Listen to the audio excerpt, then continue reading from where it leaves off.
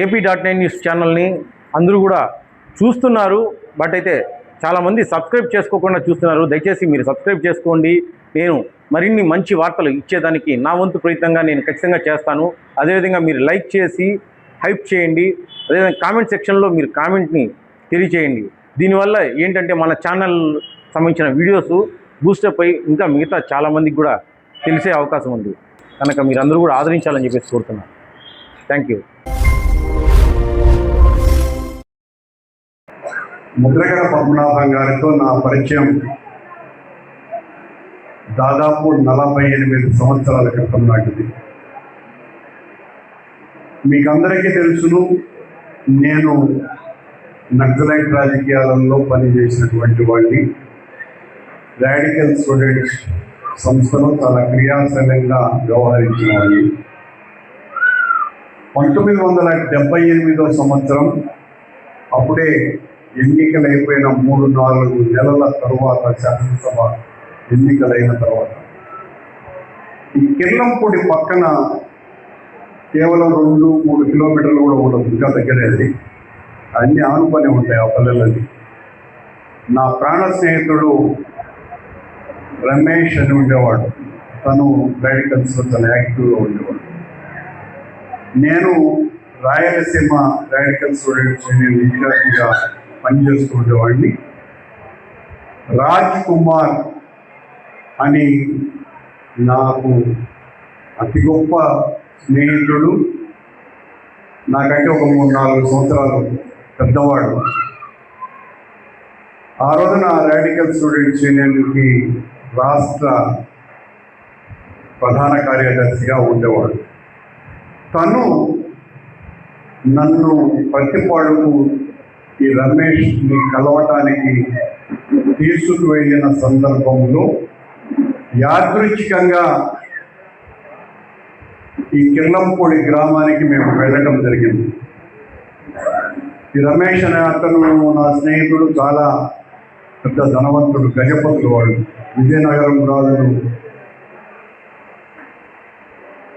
గజపతులు అయితే వీళ్ళ ఇంటి పేరు గజపతులు. చాలా ఉన్నతమైన జమీందారి కుటుంబం. తనను చూసి ముద్రగడ పద్మనాభం గారు చాలా మర్యాద చేసినారు. ఆ ముగ్గురులో నేను ఒకరిని.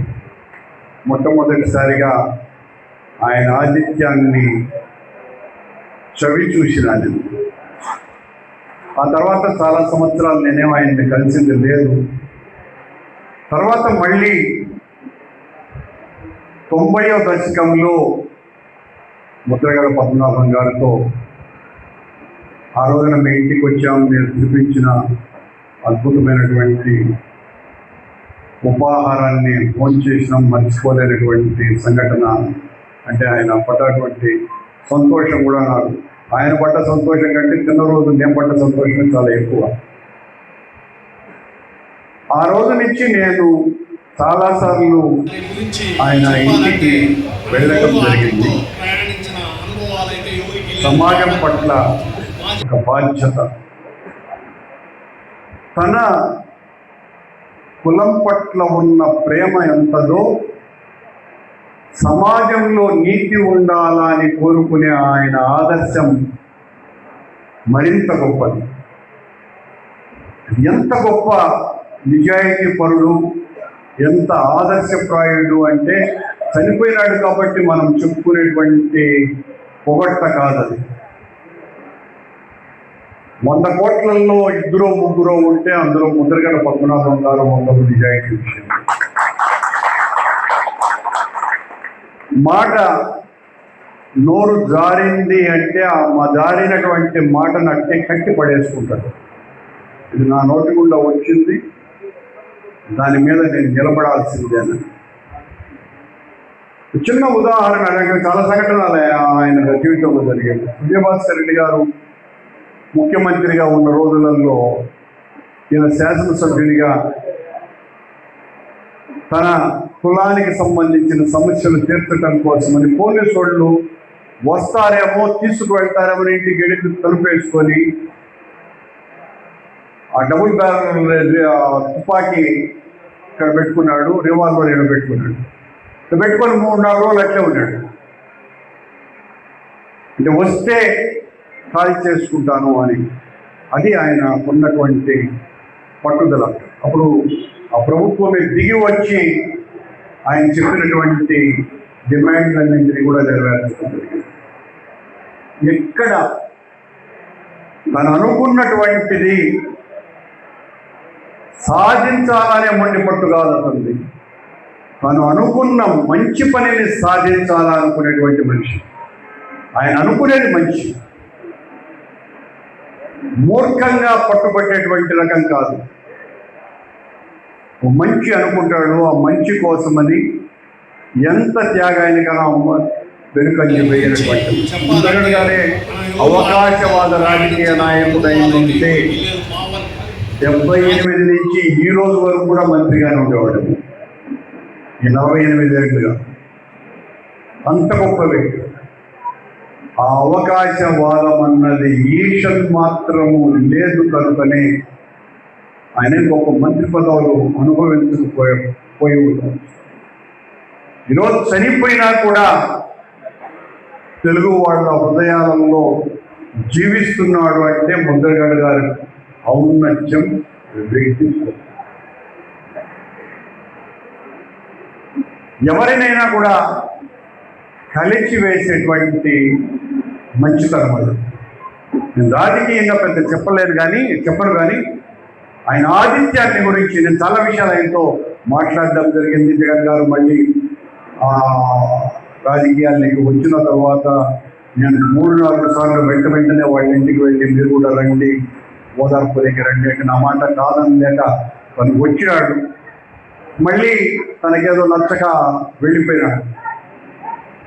పోలవరం పాదయాత్ర కోసమని రండి మీరు అని అంటే దాంట్లో పాల్గొనడం జరిగింది. నాకు పదవులు వద్దు సార్, నేను దాన్ని పోటీ చేయను సార్, ఇట్లా మాట్లాడేవాడు. నాకు ఈ రాజకీయాలకు నాకు కుదరలేదు సార్ అంటే ఆ తగ్గి వ్యవహరించటము తెలియదు, ఆ నిజాయితీని తప్పుకోవటం అంతకంటే తెలియదు. ఆదిత్యం విషయంలో తన దగ్గర డబ్బులున్నాయా లేవా ఇవన్నీ చూసేటువంటి మనిషిగా, చాలా ధనిక కుటుంబంలో పుట్టినటువంటి ముద్రగడ పద్మనాభం గారు తన ఇంటికి వచ్చే ప్రతి ఒక్కరికి ఏదో ఒక రకమైనటువంటి కాఫీనో అల్పాహారమో ఇస్తే కానీ ఆయన తృప్తి లేదు. తినకపోతే అడిగేవాడు, తాగకపోతే అడుగుతాడు, ఇళ్ళే పోయి గేడేసుకుంటాడు. నువ్వు తాగలేదేనండి, నువ్వు తినలేదేనండి. ఎప్పుడు 20 ఏళ్ళ ముందు 25 ఏళ్ళ ముందు నేను మర్చిపోలేదు. ఒరే దాహంతో వాళ్ళ ఇంటికి వెళ్ళిన మంచి ఎండాకాలం 10 ఏళ్ళు దాటింది ఆ సంఘటన జరిగి. నన్ను చూడగానే అన్నట్టు పరిగెత్తినాడు లోపలికి. పరిగెత్తి అది మామిడికాయల సీజన్ కాదు సార్, ఎండాకాలం కాదు సీజన్ కాదు. లోపల నుంచి ఒక పెద్ద 1/2 లీటర్ గ్లాసు మామిడి జ్యూస్ పట్టుకొని వచ్చినాడు. అప్పటికి ఇప్పటికీ అంత రుచికరమైనటువంటి మామిడి జ్యూస్ నేను తాగలేదంటే అత్యోక్తి కాదు. అంత తృప్తిగా ఆయన ఇచ్చినటువంటి ఆ పానీయాన్ని, ఆ మనిషిలో ఉండే ఆదిత్యాన్ని, అలాంటివి 7-8 జరిగినాయి నాకు. అలాంటి సంఘటనలన్నీ కూడా సమాజం పట్ల పేదోడికి మంచి జరగాల, తమ కులంలో అధిక శాతం మంది ఉన్నారు, ఆ అధిక శాతం మందికి మేలు జరగటం లేదు, అధిక శాతం మేలు జరగాలంటే రిజర్వేషన్ ఉండాలా, ఆ పోరాటంలో నాకేది స్వార్థం లేదు అని మధ్యంతరంగా ఆయన ఉద్యమాలు మానేసి ఉంటే వెంటనే మధ్యలో ఏదో ఎంత పెద్ద పదవి ఉంచుండేది. అలా మధ్యలో కూడా ఆపకుండా పోరాటం చేసినటువంటి వ్యక్తి, విపరీతమైనటువంటి అవమానాలు పొందినటువంటి వ్యక్తి. అని ఇప్పుడు సంతోషంలో తప్పగా విషయం. అవమానాలు పొందినటువంటి వ్యక్తి అయినా ఎక్కడా కూడా రాజీ పడకుండా తన జీవితాన్ని గడిపినటువంటి వ్యక్తి. 6 నెలల ముందు ఎప్పుడో నేను జగన్మోహన్ రెడ్డి గారి దగ్గర నేను ఆయన గమనించను కూడా లే. నన్ను చూడగానే పాపం అంత దూరంలో ఉండి పరిగెత్తుడు అయ్యో సార్ వేరే కూర్చున్నాను నేను వస్తున్నాను సార్ నేను కూడా పరిగెత్తున్నాను. అంత నన్ను ఇష్టపడేవాడు. నేను మన ఆ తుని కేసుకు ముందు ఆయన్ను కలవటం జరిగింది. మేమిద్దరం చాలాసేపు మాట్లాడుకోవటం జరిగింది. ఆ తర్వాత తుని కేసుకు సంబంధించి గుంటూరులో నన్ను అరెస్ట్ చేస్తారేమో అన్నప్పుడు ఆయన తన సన్నిహితులతో ఒకవేళ కరుణాకర్ రెడ్డి గారిని అరెస్ట్ చేస్తే నేను ఎంతకైనా తెగిస్తా, ఆయనకి ఏ సంబంధము లేకుండా ఆయన అరెస్ట్ చేస్తే మళ్ళీ ఉద్యమం అంబరాన్ని అంటుతుంది అని ఆయన చెప్పినటువంటి విషయాన్ని తన చుట్టూతో ఉన్నటువంటి కాపు నాయకులు ఆ తర్వాత అందరూ కూడా నాకు గుర్తు చేయటం కూడా జరిగింది. ఆ మహనీయుని మరణం కాపు సోదరి మనులకే కాక మొత్తం తెలుగు వాళ్ళకందరికీ కూడా తీరని వ్యర్థ.